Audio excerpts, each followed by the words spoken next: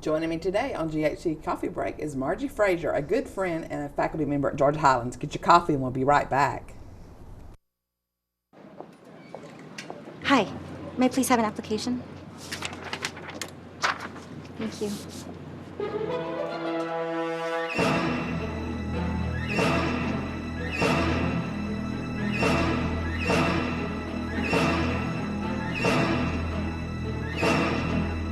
Skip the drama. Get your diploma. Okay. Take that first step towards a better future. Find free adult education classes at finishyourdiploma.org.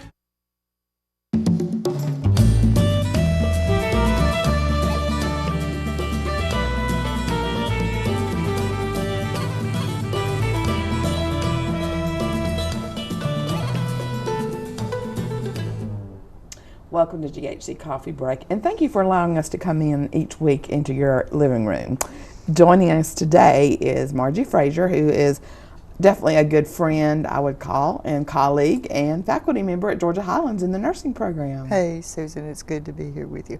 Well, Margie, I really appreciate it. You know, one of the things each month I try to bring awareness to our community, and September, I believe it's the last week of September, is Alzheimer's Awareness Week. Yes, it is. And I know that that is your expertise in the nursing program. That's one of the areas that you teach on. That's in correct. The old and aging population. I'm like, okay, I'm getting to that elderly population. Seniors. I don't want to call it elderly anymore. Yeah, the senior population. We're just in the young old class. Yeah, that's there all. we go. Exactly. So I guess I'm just going to kind of throw it into your court, saying, what can you tell the average Joe about Alzheimer's? The average Joe. First, let me preface this that I tease my students. I have a master's in gerontology, which is old folks, and mental health, and I tell them that I take care of crazy old people. Which I love it. But my folks are not crazy. They have a devastating problem. And Alzheimer's it's been around, I'm sure, since the beginning of time, but people didn't live long enough for it to show up because it is a disease of aging. There is a form of it that hits early, and that one is genetically induced. But the late onset, as you see in the community, I go to the grocery store and I can see them everywhere, and it scares me to death when I see a couple and I'm going, they're driving. One of them is driving. It scares me to death because there is a certain look. I have worked with this. My background in clinical was cardiac, but when I went to graduate school, I switched over and I worked with a neurologist for a while. And we founded the Aging and Memory Clinic at Dr. Capps' office. And then after he left, I continued on with my families. That was my job. And all nurses need to be able to teach the families because you don't know what's coming, you don't know what to expect. And that's a large part of what I do even now. I still get phone calls and emails of, what am I going to do? I'm stuck in the house with a 6'3" That was my words when I was with my father-in-law.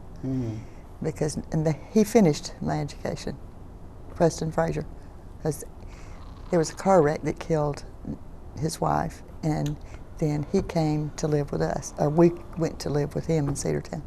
So learned a lot more from him, that some things that I had always said, but I found that it's strictly individual, who's going to react to what. Well, there's the clinical mind that we all, an educated academic mind that we have, but the reality is, and I don't care if you're talking about Alzheimer's or disabilities or whatever it is, we're individuals, we react to it differently, and real life is not the same as the textbook. Absolutely.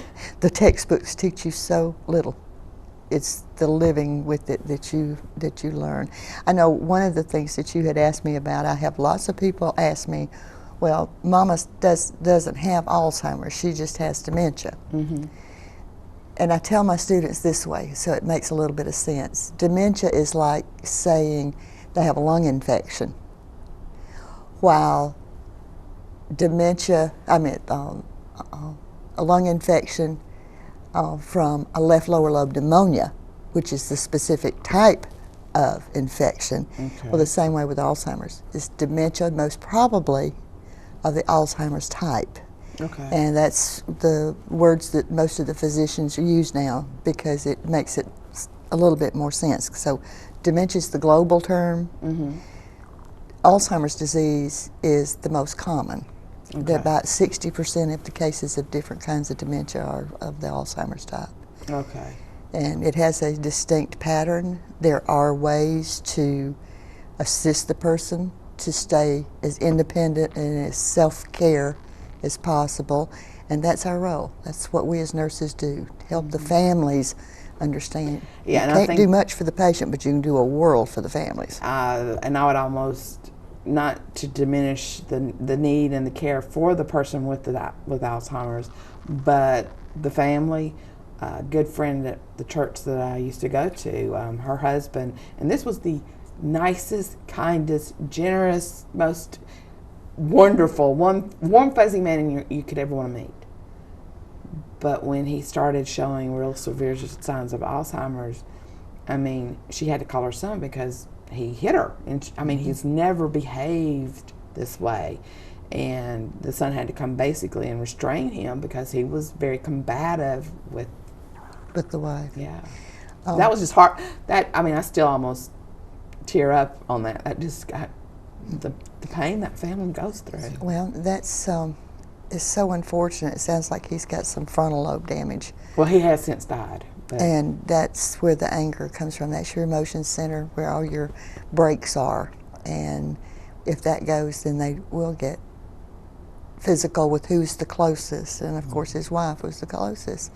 And that's really unfortunate. Sometimes you have to find a place if you can't cope at home. well, and But that's this- ultimately the And result. the nice thing is you don't have to have a nursing home unless they've got lots of physical problems. They do really well in assisted living if they go in soon enough to get acclimated to the place before their memory fails so much they stay lost. I know Renaissance here in Rome. the harbor. The harbor has a wonderful Yes, they program. do. It is a prototype, and I am so proud of them. We take students out there. Best technology on the planet that you can see to help the person stay functional. And yes, in Alzheimer's care, computers do have a place. It's amazing. It is. If and anybody hasn't been out to see, they love visitors. You'll be more than welcome to come out and take a tour through the harbor. I've sent some of my human service students I out know. there. I've had them out there with me and my students. And it's great. It's like I think they kind of make a good mesh. They bond. Yeah, it's really Yeah. good. What I guess for someone listening at home and myself included, which like I said, I think I know as much that might hit a head of a needle, maybe, if that much. So what kind of things should we watch for? I know that there was a movie that came out, and actually I'd read the book first, What Alice Forgot, I think it was, or Still Alice. Still Alice, and then there's another Is that pretty that is Iris. Oh, okay. Yeah, that one you need. And there's several other books, and I'm going to go ahead and throw these out here because, and I'll repeat it, any family who is dealing with these kind of issues needs to contact the Alzheimer's Association. The support there is wonderful, and that's www.alz.org. Yeah, at least they don't have That's to say simple. the whole Alzheimer's. And then you say, find my chapter. Wow. And it will connect you. Here it will connect you to the one in Dothan, and they have seminars and classes and all kinds of education for families to learn how to cope with the behaviors, because it's the behaviors that pass. But also remember that this too shall pass away. No matter what the behavior is, as they digress, that's going to go away as well. Yeah. Something else will take its place. So the other thing that they need to know is they'll probably receive a copy of the 36-hour day from the Alzheimer's Association. Most families do. And I think they're still giving them out. But that book is not to be read cover to cover. That's not what it is. The 36-hour day is a dementia cookbook. You start having problems with the hitting, you go to that section and you read that section. Okay. They're not eating well, you go to that section and you read that section and try the things that are listed. Because if you sit down and read the 36-hour day from front to back, you will be so depressed you can't function. Because it talks about every bad thing that can happen. that can happen, but that doesn't can necessarily. happen, but it doesn't go that way. Everybody's different. Some are more severely affected. Some have it faster than others. But Aging with Grace by Snowden, Okay. and The Forgetting by David Schenck. Any person who is not medical and has Alzheimer's or any kind of dementia in their world needs to get that book and read it. Which one? The Forgetting. It was on. They made it into a made-for-TV movie Okay. as well. But the book is much clearer. He's a journalist who did research after research, and he hits it all from beginning research on to where we are up to the book was published. Okay. And it's amazing how well he adapted that to the layperson to be able to understand it. Well, I know where I'm going after that. I'm going over to Barnes and Noble to see if I can get that book. Well, if you want to, you can come over here tomorrow and I'll loan you my copy. Okay. Because it was, and they kept, the lady at the Alzheimer's Association that I worked with for so long, she kept telling me, you've got to read The Forgetting. You got to read The Forgetting. Well, I finally got around to it after about 2 years, and then I could have kicked myself because I hadn't read it sooner. And I purchased a copy and gave to our lab here in the nursing department of The Forgetting. We have, it's there. We don't have any block of time long enough to show a movie. Right. But it is there, and the student who's having issues with it can come in and watch it. Well, see, and I think that's important. Well, I'm an eclectic learner anyway, but I love to read, and so when I get into something, I'll tend to find all the books that I can get to actually read. I can give you 10 of them. Yeah, the computer's great, and there's something about holding a book and reading, and that's why I would probably not borrow your book. I would I'd borrow the movie, but the book because you're going to write in it. Yeah, that wouldn't be okay. That would be all right. The one that I write in the most is my Bible. Yeah, it's all over the place. Whatever we can, whatever gives us that strength, and I think with families that are experiencing Alzheimer's, and I guess there's the patient, and I don't want to disregard or dismiss the patient, but I had a question in one of my classes one day: would you rather lose your mind or your body? My brother-in-law made the statement to me that Alzheimer's disease was as bad as cancer, and my answer to him was, no, it's much worse, because with cancer at least you have a fighting chance. Yeah. With dementia you don't. And I just when I think about and see, like I said, hey, I've seen some movies. The one Still Alice, and then The Notebook. Iris is about Iris Murdoch, which is very, very good. Well, to watch that progression of losing the mind, and my father-in-law had ALS. He lost the body. His mind was still there. Yep, very much so. It was very difficult for him to realize, I have to have somebody to help me go to the because he knew he was losing his body and he couldn't do anything about it. And then my friend who had Alzheimer's didn't realize he was losing his mind. Exactly. So it was for the family, it was more difficult on the family than it was him, because he didn't realize it. But for him, he didn't recognize it after a certain point. Right. People do in the early stages, but that gives them a chance to plan. That's what that early stage is for, is to take care of business, get your advanced directives in place, tell your family what you want. Should they get to the point that you can speak for yourself, but they don't know unless you tell them, and that brings such peace to the family at the end of the person's life, because they know they're doing what their parent or spouse or family member wanted them to do.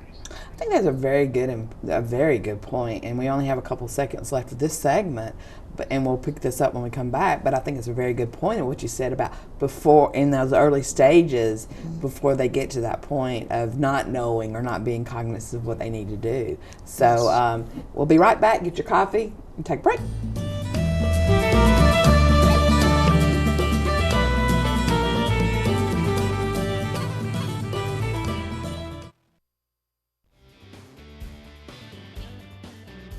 I'm transferring to the University of West Georgia. Columbia University. Kennesaw State. UGA. Loyola University in Chicago. Grambling State. Shorter University. I'm going to Greensboro College, and we all got our start at Georgia Highlands. No matter where your educational journey takes you, you can get your start at Georgia Highlands College. Georgia Highlands College. Enroll, engage, excel.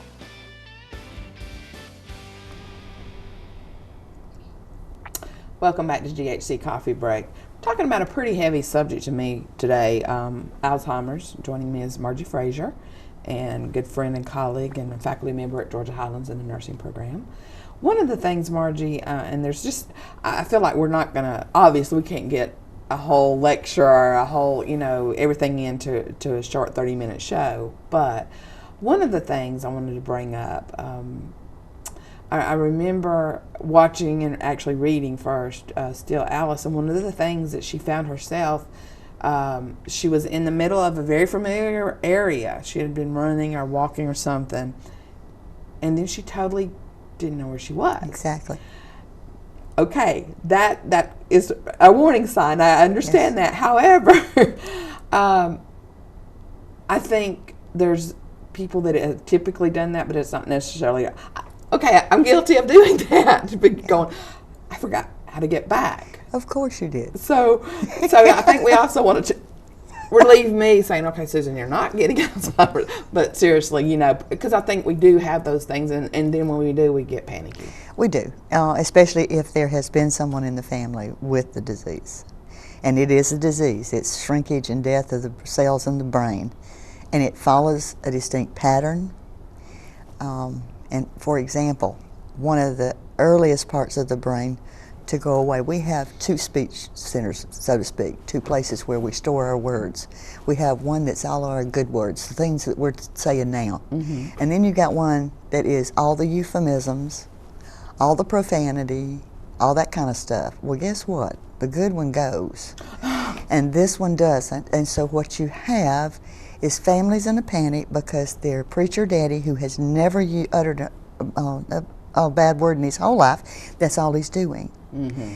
And it's important to understand, just be grateful he can still communicate. You will learn what those words mean. Don't look at it as profanity. Okay, that's a good. It is hard for families of preachers. I've had several, whether the dad or the mom one had it, and it's devastating. Another behavior is when they take their clothes off. Yeah. Why do you take your clothes off, or I'll say strip, when you're hot? If they're hot, most likely they're just stripping, and they don't have a social break anymore that says you can't do this. Yeah. Kind of like a 2-year-old. Yeah. It's like a 2-year-old child because they've degressed that much back into their mind. So you can, just talking to them and watching, you can just about tell where they are. Wow. Getting your advanced directives taken care of is important, but it's also important to be aware of what the potential dangers are. We usually describe Alzheimer's in 3 stages. Okay. Stage 1 being the early stage, which is what was happening to your friend. And what happened when she, let's say she'd gone out to the mailbox, got her mail, and like she did every day, turned around and didn't recognize the house. Because at that time in her mind, she was 16 years old, and that's not where she lived. She's looking for the old home. And even if you took her to the old home, she wouldn't recognize it. So safety, safety, safety is the biggest issue in stage 2. That's when somebody will go get in a car and drive off. We had a gentleman here in Rome. His wife had knee surgery, and he came through the house with the keys in his hand and said, well, I got to get a haircut. And she was trying to get up out of the chair, could not get him. He got in the truck and drove off. They found him the next evening in Center, Alabama, when he finally stopped to get gas, and he was out there trying to put his Medicare card in the gas slot for the gas. So, I mean, that's the kind of issues, and that's when it gets really unsafe. One person cannot take care, and that's what my mother-in-law was doing. She was so exhausted that she pulled out in front of a car without ever seeing it. Wow. And it's so sad because most of the time, if there's just the two, the brain healthy one will die first. So it takes a whole family. You say it takes a village to raise a child. It takes a whole family plus all their friends and acquaintances to take care of someone with dementia. And then third stage, most patients don't ever get that far. They'll have a physical problem like a heart attack or a stroke or something. But that's what people, when they hear the words Alzheimer's, they think of that these people that are curled up in a fetal position in a bed and not able to eat. That's usually the shortest part. And there is a time when we as nurses have to back that family and what decisions they make based on what mom and daddy wanted, because it may come to the point that the physicians and healthcare workers are telling them they got to put in a peg tube or your mother's going to starve to death, and that's not true to an extent. It is true that if they're no longer able to swallow, and that's one of the last things to go, the body's shutting down, and we can actually create pain by force feeding like that. Plus, we can live another 20 years bedfast and not knowing anybody. So they need to be aware before they make that decision. That's not something you can decide in a day. So they need that early stage conversation. Well, and I'll even go earlier than that, because this is something, and my mom doesn't really like to talk about it. She's had some strokes, and a little bit of, her cognition is great. It's more of a physical and trying sometimes to get her words out. Typical mild stroke survivor. But she doesn't really like to talk about it. But I said, Mom, I need to know, and even my husband and I talk about it now, because I had a daughter that was only 18 when she died, and we had to do advanced directives for her because of her ongoing medical care. So the importance of knowing what her wishes at that time, and I'm thinking as an older person, how far do you want to go? To what extremes do we go? My husband said, absolutely, I'm 55 years old, I do not want a heart transplant. If something happened to my heart, no transplant. If something, we're very cognizant. Now, here's the problem. We've talked about it, but we got to write it down. That's exactly right. And if you don't, they're going to listen to the surviving family, because they're still going to be around to sue. Terry Chavot is a great case. That's exactly right. Yep.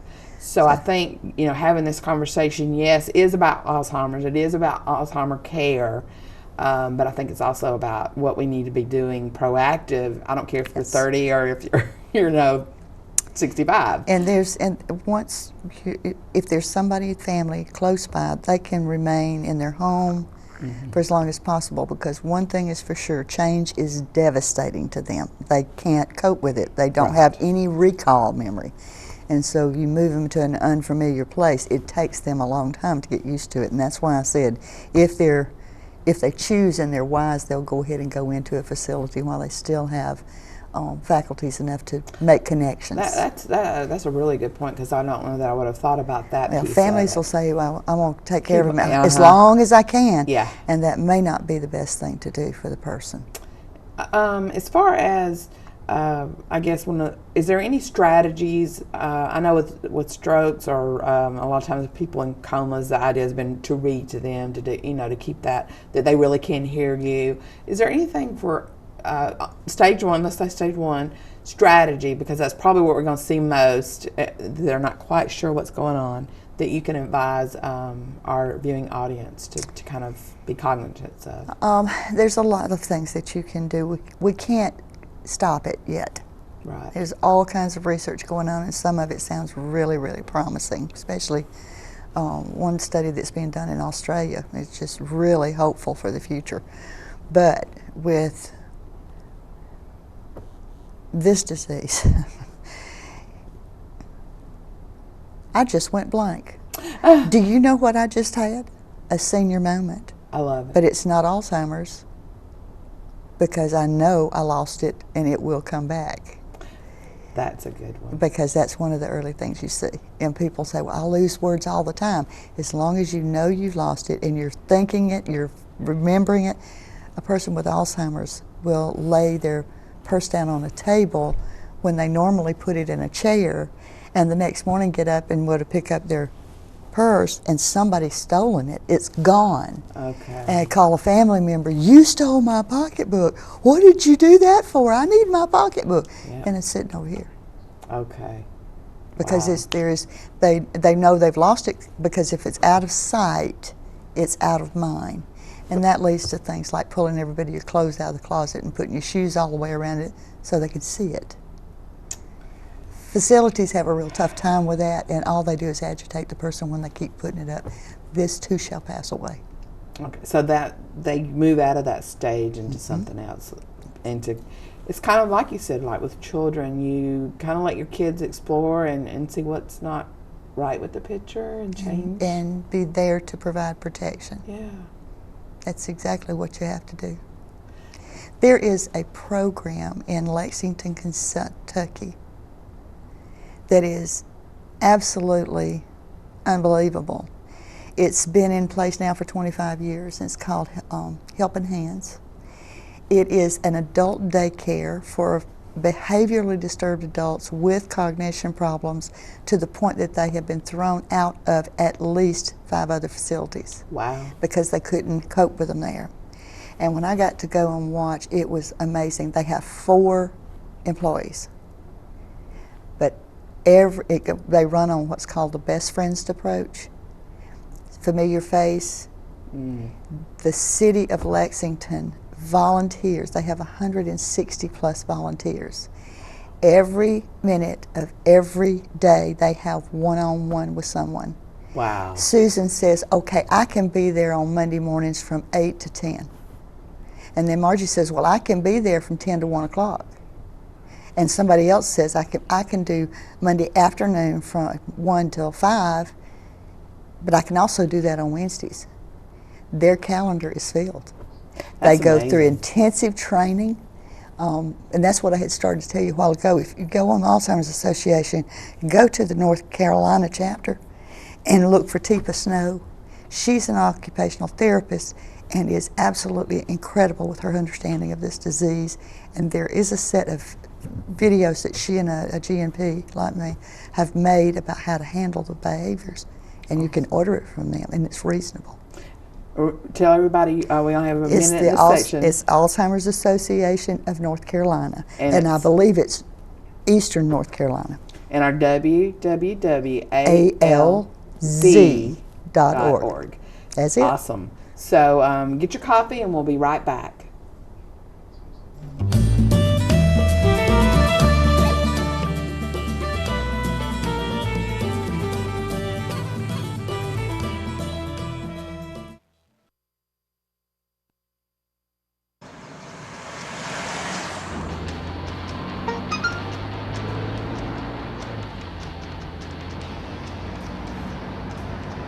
The average text takes your eyes off the road for nearly 5 seconds.